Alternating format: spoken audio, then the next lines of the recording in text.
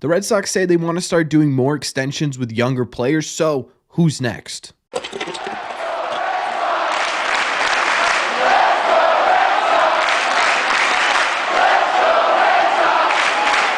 What is going on, everybody? Welcome back to Red Sea Radio. My name is Corbin, and honestly, there have really been two highlights for the Red Sox offseason so far. The first one being the hiring of Andrew Bailey. I think bringing him in here is one of the most important things Craig Breslow has done, and I think will do over the course of his tenure with the Boston Red Sox. But the second one is the extension of Brayan Bello. It felt like that was really the only truly positive news the Red Sox have gotten this offseason, at least from a fan perspective, and they've already said that they want to do more. They want to start being a team that extends their young players, and they have already engaged in other conversations with other players about doing a similar thing. So the question we're asking today is who on the Red Sox could be next? Who will be the Red Sox next extension? We're going to take a look at some different candidates, talk about how likely it would be, what it would possibly look like, to ultimately try and figure out who's the best candidate for the Red Sox to extend next. But before we get into that, we are on the road to 10,000 subscribers.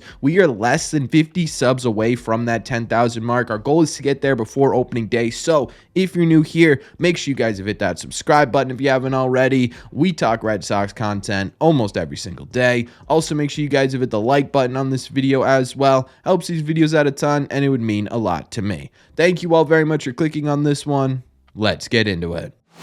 In my opinion, there are actually a few different choices here to be the next candidate, but I don't think any of them are as obvious or as critical as TristanCasus, who I think most people believe is their number one next choice to be extended, and it's for really good reason. Right now, TristanCasus is definitively the Red Sox second best hitter with the potential and the ceiling to be their best hitter, which would be absolutely incredible. If you could get a hitter that's better than Rafael Devers, you're in a really, really good spot. And TristanCasus' ceiling right now, especially according to analysts throughout Major League Baseball, Jeff Passan specifically said a very similar thing, is that TristanCasus does have the raw ability to do that. Whether or not that'll translate, we will have to wait and see, but that's a big reason why people want him extended. But even outside of that, in just his second full year at the Major League level, TristanCasus has really stepped into this sort of personality role on the Boston Red Sox, which isn't an easy thing to do, right? He's sort of brought himself, just by being himself,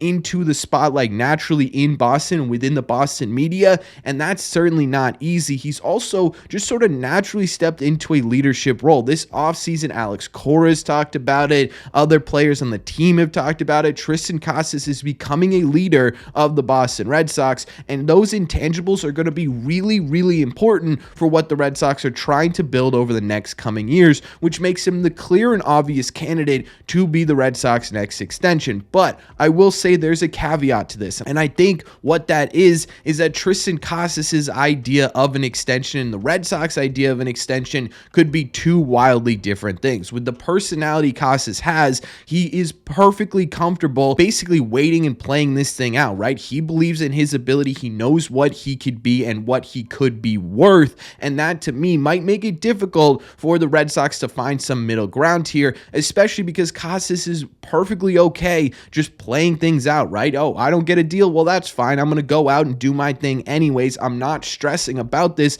because I know myself and I know what I'm worth. And I think it could be a little bit interesting to see if the Red Sox either come up to Casas or if Casas comes down to the Red Sox, which I think is less likely. And I think that could stand in the way of him being the next extension, even though it feels like this is one that needs to happen. Another sort of obvious candidate here, just based on the fact that we've heard about them talking before, is Tanner Houck. Now, Tanner Houck to me is a really interesting conversation. One, because his deal, if he were to be extended, probably wouldn't be super massive. In fact, if the Red Sox were to get a deal done with Tanner Houck, it would probably be really similar to his best friend's deal, Garrett Whitlock, something like a 4-year deal with 2 club options at the end of it, which would buy out the rest of his arbitration years and give the Red Sox 2 years of control in what would be free agency, all at a very friendly team price, right? Extremely similar to that Garrett Whitlock deal, where he's not making an extreme amount of money. He's not even really making starter money, to be honest honest with you,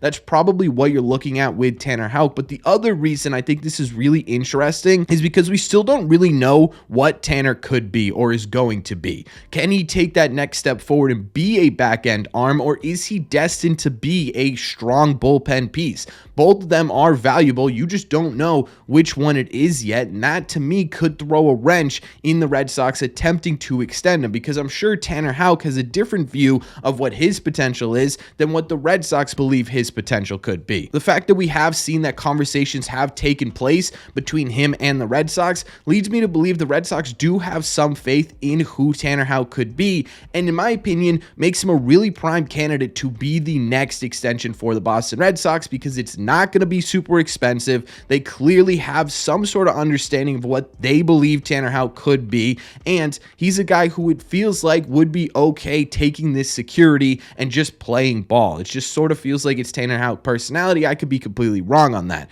To me, these are the two most obvious candidates. The reason for this is, one, because Casas feels like the most critical one to get done, but two, because these are the two names that we have known have come up in extension talk conversations over the last couple of weeks. However, there are some out-of-the-box candidates, in my opinion, that could be a bit of a dark horse here to get an extension. My first dark horse candidate here for the next Red Sox extension is Cutter Crawford, who last year, statistic-wise, just flat out on paper, wasn't super special, but he was above average last year, and the advanced metrics look really, really good. That only got more encouraging as he came into spring training, and those advanced metrics look better. He's walked no one so far in spring training. He looks like he could have the potential or ceiling of a number 3 starting pitcher, which would be extremely valuable for the Boston Red Sox and could be someone the Red Sox tend to look to extend long term. However, in my opinion, the reason he's become a dark horse candidate is, one, because he does have that extra year of control, whereas Tanner Houck is going to be a free agent at 28. Cutter isn't going to be a free agent until 29. That gives you 5 years of control with Cutter, and an extension for him would have to be, at least in terms of years, in that Brian Bayo mark. Now, obviously, I would assume it would be significantly less money just because Bayo's ceiling is much higher,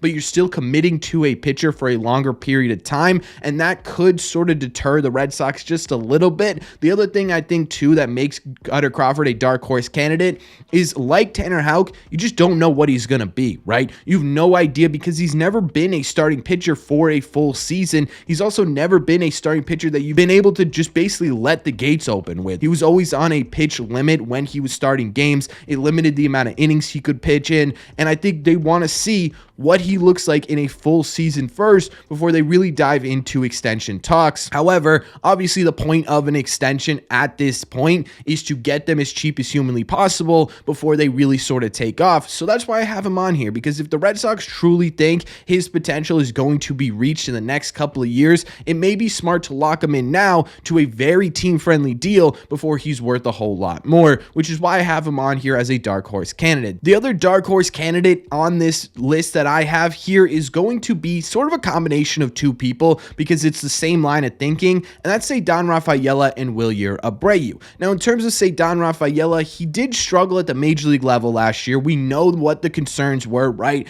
An over 30% strikeout rate. He just wasn't doing well in terms of contact at the plate, but he is still a defensive wizard, and at the same time too, going into spring training this year, he's been the talk of the town, right? He's made all the adjustments that he has been required to make, and it's really starting to impress a lot of people. I'm sure it's impressing the Red Sox as well, if they truly believe he is a focal point of this organization, someone who can sort of be one of those pillars for the Red Sox, or even just an everyday regular for the Red Sox over the next coming years. They may think to themselves, well, if we can get him for like 8 years, $80 million, buy out the rest of his arbitration, give us a year of control into his free agency, they may think that's worth, especially with, say, Don Rafaela's potential ceiling. Whether or not he actually gets to that ceiling is a different story, but if they could get a really, really team-friendly, cost-controlled deal, it might be something they look into. Now, I really don't think this is going to happen just because of how unknown, say, Don Rafaela is,